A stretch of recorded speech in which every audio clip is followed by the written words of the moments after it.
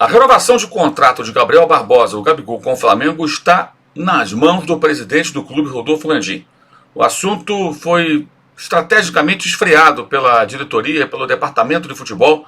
Depois de há algumas semanas, o acordo está praticamente fechado. A péssima repercussão da ideia de renovar com o Gabriel um ano e alguns meses antes do encerramento do atual contrato gerou uma medida, digamos assim, de cautela por parte do departamento de futebol, que parou de falar no assunto, e também por parte do presidente do Flamengo, que espera as coisas esfriarem para tomar a decisão final, sob forte pressão de outros dirigentes que são contra a renovação de contrato. Vamos falar sobre isso e também vamos falar sobre as chances de cada um time, o que cada time candidato ao título brasileiro precisa fazer para levantar o troféu no começo de dezembro. Tudo isso nesse vídeo que tem um apoio, tem um patrocínio do Futebol Interativo.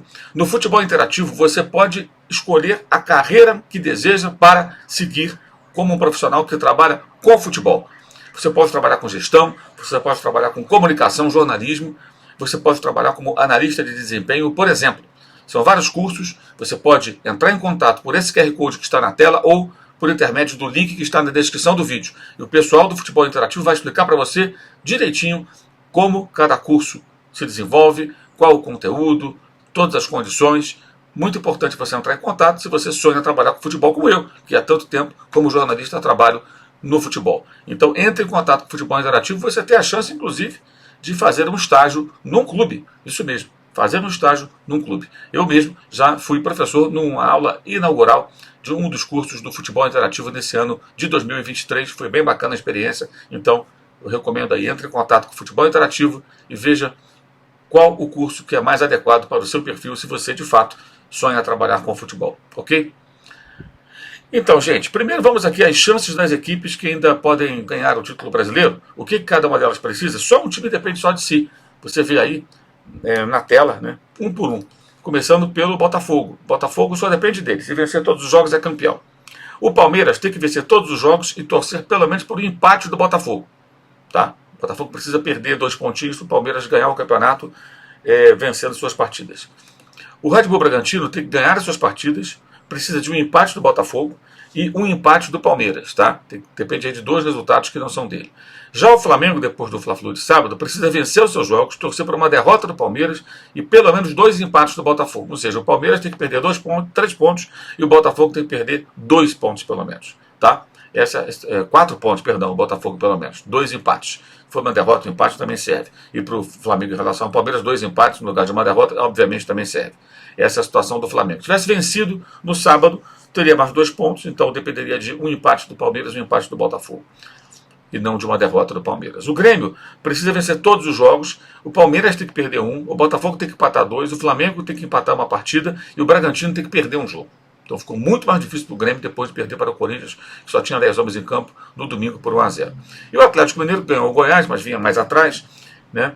Precisa vencer seus jogos, torcer por 2 derrotas do Palmeiras, um empate e uma derrota do Red Bull Bragantino, 2 derrotas e um empate do Botafogo. O Galo não precisa se preocupar com resultados de Grêmio e de Flamengo, porque enfrenta essas 2 equipes. Então, se vencer os gremistas e os rubro-negros, o Atlético passa à frente dos 2. Mas ainda assim depende de resultados complexos dos outros 3 candidatos ao título. São 5 times com chances de ganhar o Campeonato Brasileiro.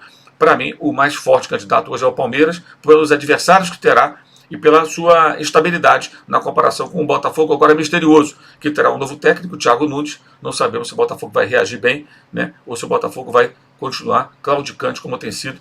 Acabou cedendo empate para o Bragantino, sofrendo forte pressão no segundo tempo, como já tem acontecido desde o começo do campeonato. E nem sempre a defesa consegue sustentar a vitória, ou o empate, o placar. Então, gente, essa é a situação dos times que disputam o brasileiro e buscam o título ainda nessa reta final.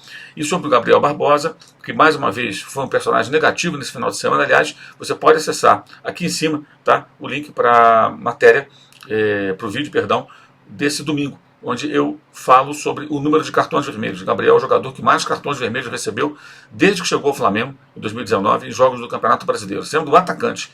E foi expulso, dessa vez nem teve culpa por ter sido expulso, mas entrou, pesou aí a folha corrida. E pesou também a falta de malícia, né? Como eu expliquei nesse vídeo. Foi esganado pelo Nino, e aí ele reagiu, quis peitar o jogador do Fluminense. O árbitro fez uma média, expulsão de cada lado. Tivesse ele se jogado, mostrado por árbitro que foi agredido sem nenhuma reação, ele erguesse os braços, eu não fiz nada, certamente não seria expulso, não teria nem argumento o árbitro do jogo, o Wilton Pereira, para mandar embora para o chuveiro o Gabriel. Ainda demorou um tempo a sair, esfriando ainda mais uma tentativa, embora enfraquecida, mas era uma tentativa final do Flamengo de chegar ao gol da vitória. Mas a situação é a seguinte, eu dei essa informação, inclusive em primeira mão, você pode até ver aqui o vídeo, bem antes dos sites, dos companheiros aí, informarem que o Flamengo estava muito próximo da renovação do Gabriel. Na época, inclusive, a do Bruno Henrique mais complicada. Acabou acertando com o Bruno Henrique, estava muito perto do Gabriel acertar com o Flamengo por mais 4 anos, que somado a mais um ano de contrato que ele tem, que é 2024, seriam 5 anos de contrato do Gabriel Barbosa ao todo. Ele tem 1, ele ia ter mais 4, totalizando 5. E a repercussão foi péssima entre torcedores que, identificando a má fase do atleta, não entendem por que renovar com tamanha antecedência. Em off, o que se fala, né, pessoas do departamento de futebol aqui, tem que renovar logo, porque no meio do ano que vem ele pode assinar um pré-contrato com alguém. Até a fonte que me passou essa informação, eu questionei, vem cá, na época, mas quem é que vai assinar um contrato ou fazer uma proposta ao Gabriel no meio do ano que vem, ou perto disso, para ganhar mais do que ele ganha do Flamengo com o futebol que ele vem apresentando? Quem faria isso? Não consigo imaginar, né? Não, ele pode receber e tal. Enfim, depende de como ele vai estar. Hoje, acho muito pouco provável. A fase dele é muito ruim. Ele é um jogador praticamente nulo em campo. Aliás, é algo que ele precisa resolver. Isso é com ele. O Flamengo ele tem que resolver, mas depende muito dele. Enfim. Depois a coisa esfriou porque a repercussão entre os torcedores foi péssima. Os jogos dele ruins, não faz gols, não joga bem, nada acrescenta ao time. O Pedro não jogou bem o Fla-Flu, mas teve ainda gols recentes nas partidas anteriores, né? Quando o Flamengo venceu o Palmeiras e o Fortaleza. Voltou a marcar, né? Foram 3 jogos seguidos marcando, inclusive marcou também na derrota para o Santos, 4 gols ele fez em 3 jogos, então nos 4 últimos o Pedro tem 4 gols, o Gabriel não marca com bola rolando há muito tempo, o Gabriel tem uma fase muito ruim, e isso evidentemente pesa, né? Pesa bastante, e a repercussão foi muito ruim, inclusive dentro da diretoria. Eu posso dizer que potenciais candidatos à presidência do Flamengo, que herdarão o cargo do Landim se forem eleitos, se for eleito um deles, tá? Também são contrários. Gente da própria diretoria que quer se candidatar, pelo menos 2 nomes, tá? Pessoas que querem se candidatar à presidência do Flamengo e que não sorriem para a ideia da renovação.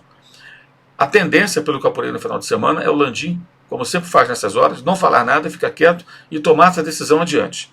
Provavelmente concordando com a assinatura do contrato. Deve esperar o começo do ano, férias, noticiário mais tranquilo, a temporada acabou, o Flamengo não deve ser campeão brasileiro, ou menos, não é o mais provável nesse momento, mas aí a torcida se acalma, o Tite fazendo o seu trabalho, contratações acontecendo eventualmente, um momento de expectativa e esperança de uma boa temporada depois de um ano desastroso de 2023 até aqui. Então o Gabriel assina um contrato e tal, vai ver uma reclamação, mas não seria como agora, com jogos sendo disputados, ele indo para o Maracanã, a torcida reclamando. Então, segundo uma fonte boa do Flamengo, me passou, essa é uma possibilidade bem razoável. Isso não é algo concreto, claro, gente. Isso é uma possibilidade. Muita coisa pode acontecer. Mas o Landim parece inclinado a concordar com o departamento de futebol. Eu acho isso uma inconsequência. Não vejo o menor cabimento na renovação de um contrato de um jogador 1 ano antes do final desse compromisso, com aumento do salário nesse desempenho e com uma falta de interesse que ele demonstra em voltar a ser o grande artilheiro, o grande ídolo da torcida. Ele não parece mobilizado para isso, o que é uma pena. E eu falo isso sinceramente como uma crítica absolutamente construtiva, como quem respeita muito a história do Gabriel no Flamengo, como um dos grandes ídolos do clube na sua história. Mas ele precisa continuar escrevendo a sua história no Flamengo com glórias, e não com atuações bizonhas e aparições em rede social, essas coisas que não é isso que vai fazer dele um grande ídolo do Flamengo quando ele parar de jogar com a camisa rubro-negra, que um dia evidentemente acontecerá com ou sem renovação de contrato. Esse vídeo tem um patrocínio do Futebol Interativo.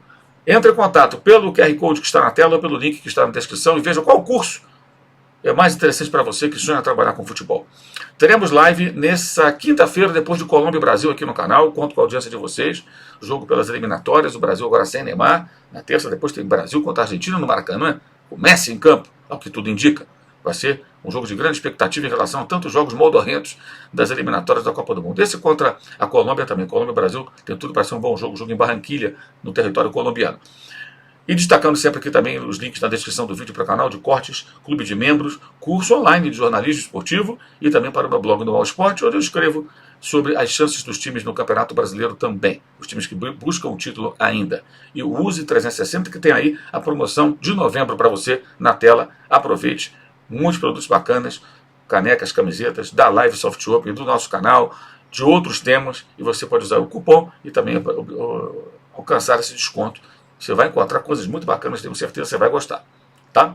É isso aí. Valeu. Saudações.